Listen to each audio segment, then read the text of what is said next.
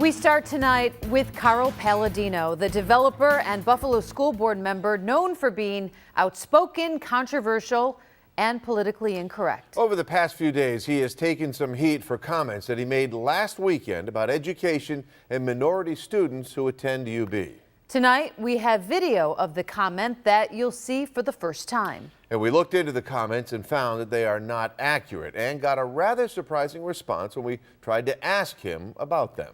2 on Your Side's Danny Spiewak joins us now with a look at the video. Danny? Well, Mary Allison Scott, Palladino made these comments during a political rally in Olean last weekend where he was targeting Republican State Senator Cathy Young. Palladino feels Young is too cozy with downstate Republicans and attacked her on a number of issues, but it was comments he made about minority students and our higher education system in this state which hit a nerve. Here's what he said. Do you understand the power difference between a guy from downstate, a liberal Republican from downstate, versus a conservative Republican from upstate, who might actually represent our interests and use his chips to get fracking, to get rid of this monster SAFE Act, to do what's right for the people, to straighten out our college education so that our kids can go to school instead of some damn Asians coming in here and going to school? I don't understand that.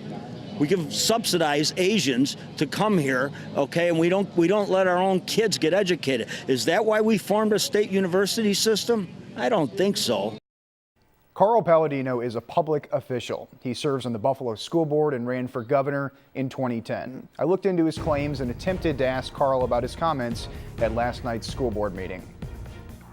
Carl Palladino's history of controversial comments is well documented, and now there is a new chapter. We can subsidize Asians to come here, okay, and we don't let our own kids get educated. The University at Buffalo disagrees with all of that. In a statement, the school explained that it has about 5,000 international students, and 99% of UB's international students enroll with non-student visas. Thus, they pay full non-resident tuition for all years while enrolled at UB. They do not receive discounted tuition. Of the more than 28,000 students enrolled at UB in 2014, almost 80% of them came from in-state. About 18% of the students are international, and only a small percentage come from other states in the U.S. The school very matter-of-factly explains international students do not displace New York State residents. It's not taking away from anybody.